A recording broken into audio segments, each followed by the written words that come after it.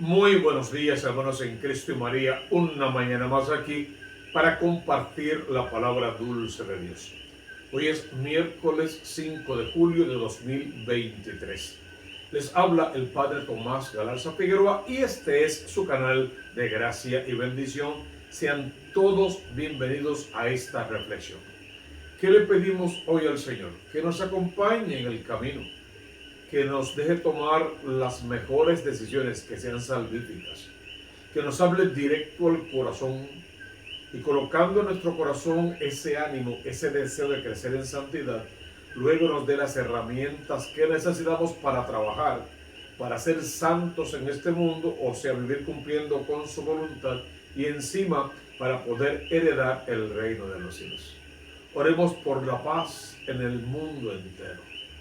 Paz en el mundo, paz en Puerto Rico, paz en nuestros hogares, paz en el corazón de cada uno de nosotros.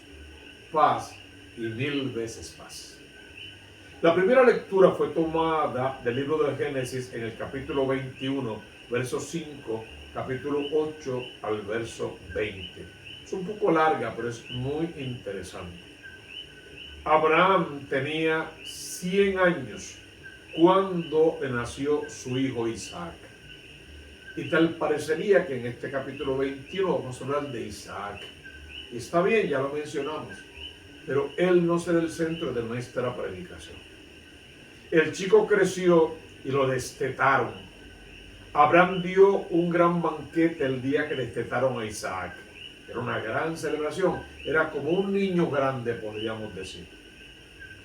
Al ver que el hijo de Agar es la esclava.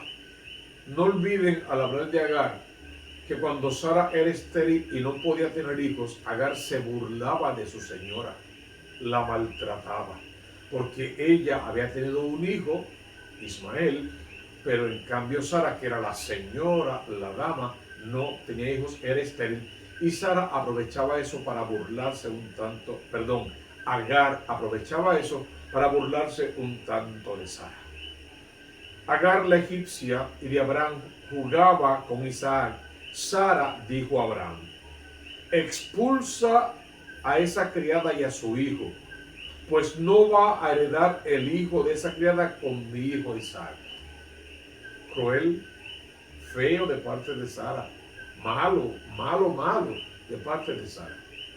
Sin embargo, no podemos leerlo fuera del contexto de la época, del tiempo en el que fue escrito. Y en ese tiempo así era, esa era la ley. El hijo de la esclava no heredaba con el hijo de la libre. Por lo tanto, Ismael servía para quitarle a Abraham la afrenta de no haber tenido hijos, pero no era válido para la promesa de que Dios le había hecho de que de su descendencia sería numerosa, brotaría un gran pueblo. No era válido para eso.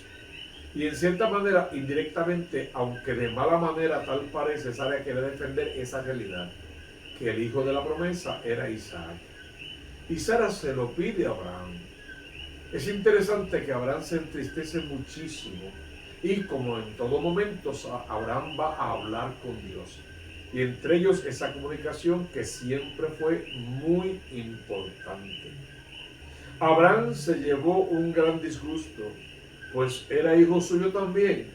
Pero Dios dijo a Abraham: no te aflijas por el muchacho y la criada. Haz todo lo que te dice Sara, porque será Isaac que continúe tu descendencia, pero también al hijo de la criada le convertiré en un gran pueblo, pues es descendiente tuyo. Por caminos diferentes, de maneras muy raras si tú quieres, incomprensibles para nuestra mentalidad actual, pero en fin de cuentas, los caminos que convenían a la realidad de cada uno en aquel momento específico. Y vamos a ver cuáles fueron esos caminos. Por lo menos hoy vamos a ver cuál fue el camino de Ismael. Abraham madrugó, tomó pan y un odre de agua, lo cargó a hombros de Agar y lo despidió con el muchacho. Ella marchó y fue vagando por el desierto de Berseba. Cuando se le acabó el agua del odre, colocó al niño debajo de unas mantas. Se apartó, se sentó a solas a la distancia de un tiro de arco, diciendo: no puedo ver morir a mi hijo. triste, realmente triste, desgarrador. ¿Por qué al extremo? Porque está hablando contigo, conmigo, está hablando de nosotros. En nuestra vida, decisiones muy difíciles, momentos agridulces, momentos amarguísimos también. Hay decisiones que hay que tomar que van a doler. Hay dos maneras de tomarla. Por nuestra propia fuerza, según nuestro criterio, lo que queremos, lo que nos gusta a nosotros, o abandonando todo en las manos de Dios, dejando que Dios, que es nuestro hacedor, también sea quien guíe nuestra vida. Y eso es lo que hace Agar. Incluso si la voluntad de Dios es que el niño muera en el desierto, en fin de cuentas es hijo de una esclava, eso pensaría Agar, pues que muera. Ahora, no quiero ser cómplice, no quiero participar de eso. Lo cumplo con la voluntad de Dios, me aparto un tanto. Sin embargo, ¿qué hace Dios? ¿Qué es lo que Dios quiere con esa escena, con ese momento? Fíjate que tal parece que Dios no está escuchando la plegaria de Agar. ¿Qué es lo que Dios va a escuchar? El llanto del niño. He escuchado el llanto de ese niño. Voy a ocuparme de ese niño. Eso es impresionante. Vale, es importante, es necesaria la oración de intercesión de cada madre, de cada padre. Como fue buena ayer la de Abraham para con Lot, y Lot se salvó. Es imprescindible esa oración de intercesión con poder de cada uno de nosotros. Pero igual, así como el padre intercede por su hijo, por su familia, la madre también. Igual el hijo tiene que poner de su parte, en este caso con el llanto, si quieres con lo que tengas a la mano, poner de tu parte, clamar igual a Dios, buscar igual a ese Dios y estar preparado para cuando ese Dios aparezca en el panorama de tu vida, no rechazarlo, aceptarlo inmediatamente, porque Él, quien tiene palabra de vida eterna y promesa de salvación, no te va a abandonar, no te va a dejar sin recompensa. Mira cómo lo dice la lectura exactamente. Se sentó aparte y alzando la voz rompió a llorar. Dios oyó la voz del niño y el ángel de Dios llamó a Agar desde el cielo y le dijo: ¿qué te pasa, Agar? No temas, que Dios ha oído la voz del chico allí donde está. Levántate, toma al niño y agárrale fuerte. Dios le abrió los ojos y vio un pozo de agua. Ella fue, llenó el odre de agua y dio de beber al muchacho. Qué belleza de expresión. Agárrale fuerte de la mano, porque haré que sea un pueblo grande.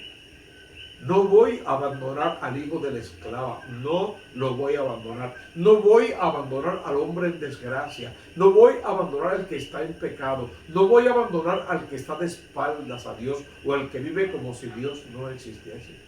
Si aún cualquiera de esos rangos se arrepiente, clama a Dios, busca de Dios, llora si quieres, llorar con poder mi pecado, mi tristeza, mi amargura, mi soledad, mi depresión, mi ansiedad, llorar con poder ante Dios, ese llanto será escuchado. Como escuchado fue el llanto, el clamor del pueblo de Israel, y Dios vino a librarlo de la mano de Egipto en su momento. Entonces es toda una preparación para cada nuevo momento dentro del plan de salvación de Dios.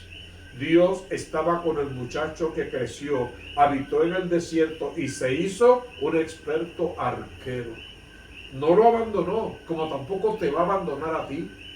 El deseo de Sara era simplemente que no interfiriera con el plan original de Dios de que tuviese un descendiente de Abraham que heredara no solamente sus riquezas y su poderío, heredara sus promesas y heredara también el plan de salvación. Y eso se cumplió.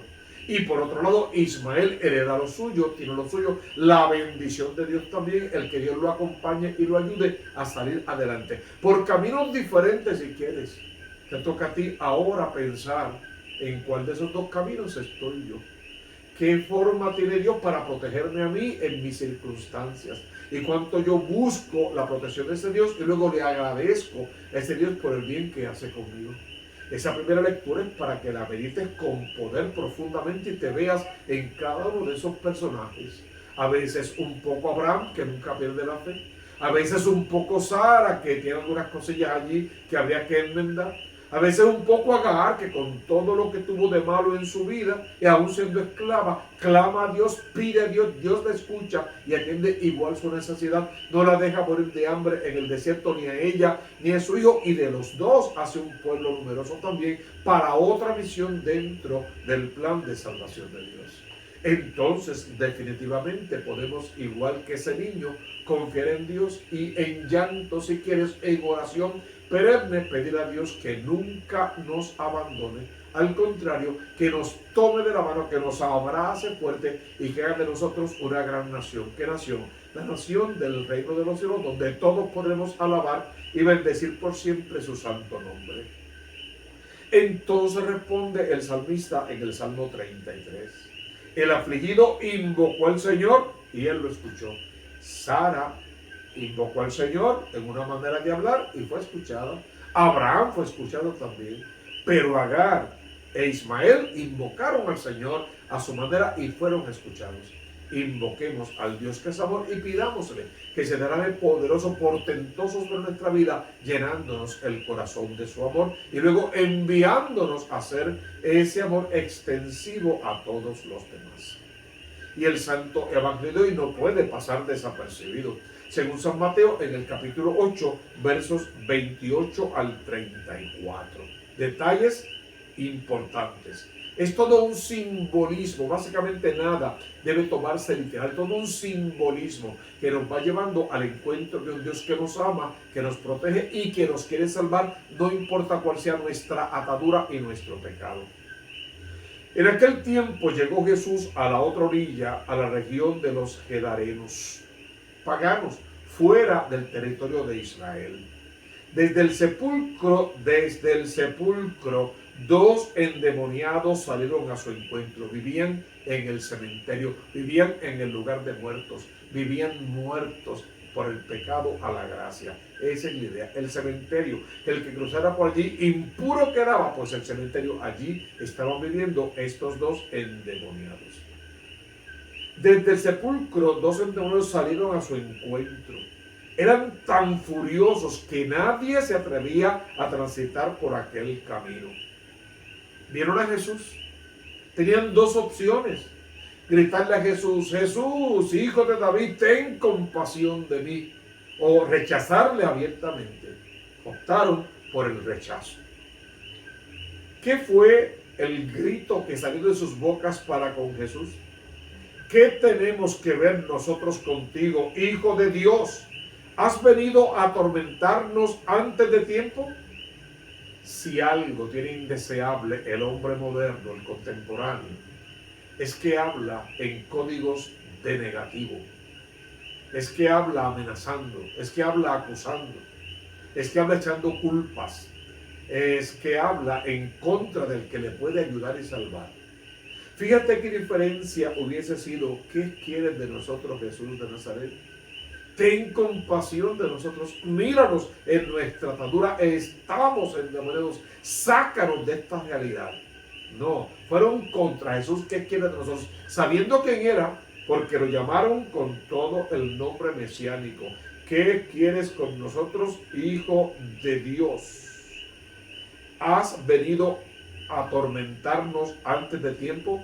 ¿Por qué no pensaron: has venido a salvarnos, a desatarnos, a tomarnos de la mano como tomaste a Ismael cuando estaba en el desierto a punto de morir? ¿Pudieron haber preguntado eso?